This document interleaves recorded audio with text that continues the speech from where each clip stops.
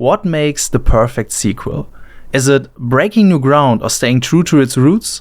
Something unexpectedly different or something classic that the old fans will love? Today we talk about the dystopian world of Frostpunk and how the survival strategy game from 11-bit Studios aims to tell one of the most interesting and ambitious sequel stories of recent years. The upcoming second part of the Steampunk on Ice saga promises to continue this world and may have the potential to be one of the best game sequels of all time. So let's start right ahead and take a deep dive into the frozen world of Frostpunk. Frostpunk tells us the story of a society on the brink of apocalypse. The action takes place in an alternative, steampunk-inspired post-apocalyptic England of the late 19th century in which the Earth is ravaged by a devastating ice age. Humanity is on the brink of extinction as extreme cold and scarcity of resources make survival almost impossible. In the game, we take on the role of the captain, the leader of one of the last settlements on Earth, and lead a small group of people through the Great Storm in a city that one day will bear the name New London.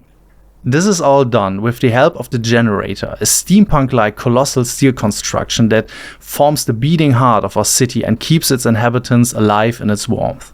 The main story, A New Home, begins with a group of survivors reaching the generator, realizing that it will be their only hope for survival.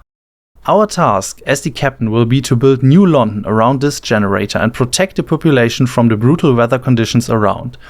As the city develops, difficult and moral decisions must be made that affect the survival and well-being of the community. Will children have to work in the coal mines to maintain supplies, or can they get a proper education in school instead? Survival requires sacrifices and many tough decisions for the captain to make. In the end, we must survive the Great Storm and ensure the continued existence of all citizens, including our own future. The other sub-stories of Frostpunk tell us further tales from the Frostlands, stories of other generators that were built containing other communities. Together they form the grand lore around which the icy world revolves. For example, a tale about the fate of a group of workers who occupy a generator that was originally intended to provide protection for the High Lords from London, who will soon be arriving there too. The class struggle must be resolved. Will there be enough space, shelter and food for everyone at the generator, or only for a selected few? At the end, it's our decision. Another story tells us about the Arks, the last remaining collection of plant seeds that were once native to this earth. They must be protected from the cold by any means necessary, but soon the resources of the Arks will also be needed, helping a neighbor settlement. Shall we sacrifice our mission to help these people in need? From a humanistic perspective, this would be the right choice to do. But what is a settlement compared to the possibility of one day giving life back to this earth? A necessary decision for the greater good? To summarize, Frostpunk is not just a story about survival, it is about the price of survival and what we are willing to do as a society to sacrifice and achieve our goals. A question we have to ask ourselves again and again. 30 years after the storm. 30 years after New London survived the apocalypse, our new story sequel begins. We survived, with casualties, but we're still here. The city has grown. The entire crater in which the generator was built is now blocked. The city is already stretching its industrial arms out of our initial position. It has to keep growing because of the ever-increasing population and their demands for life. More fuel, more food, more shelters. However, there are a few problems. The captain who led the city through the apocalypse with his authority is now dead. The city inhabitants are at odds, and the coal for the vital generator is about to run out. The world is still frozen, the threat of extinction is still present, but the question is no longer whether we survive, but how.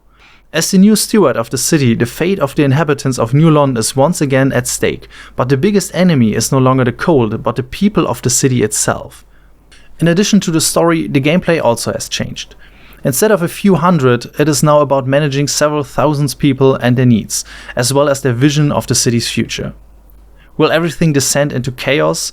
Or will they succeed developing a common vision for the future? Instead of the social classes of engineers and workers, there are now new and complex social fractions that come together in the Great Council and also want to have a say in the politics and the direction of the city. There's no longer a captain to lead them all, only a powerful steward who can propose and promote laws and measures, hopefully in the good of the city and their people. The factions of the society differ in their approaches, which run along three axes: progress versus adaptation, merit versus equality, and reason versus tradition.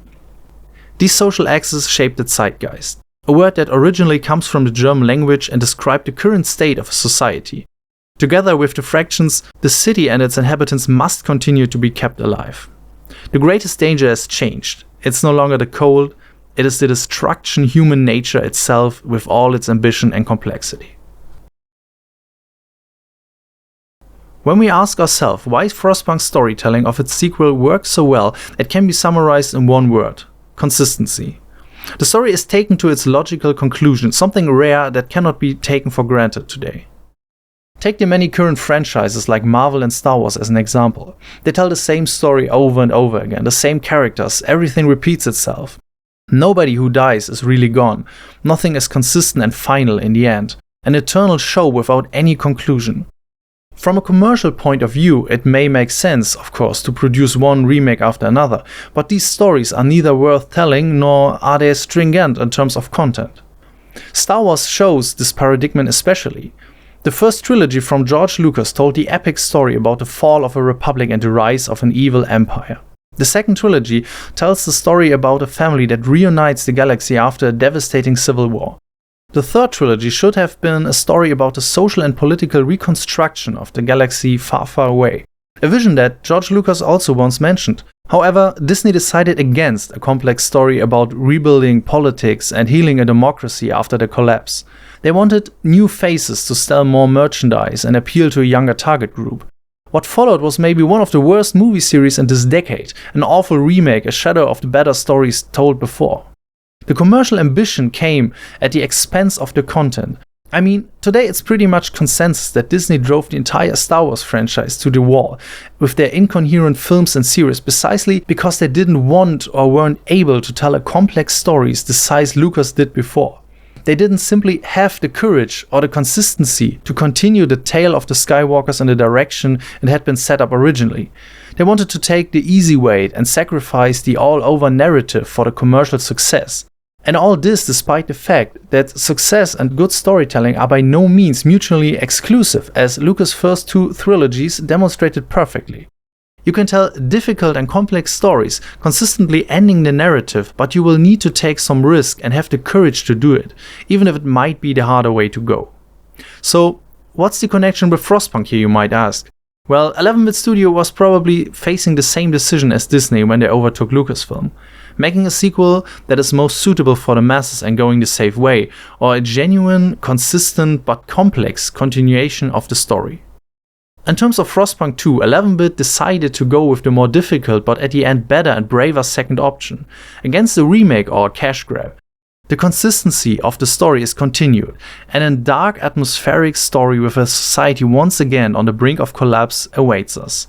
It's going to be a great and worthy sequel story. Thanks for watching, and please consider to like and subscribe if you would like to see more story analysis and Frostpunk content in the future here.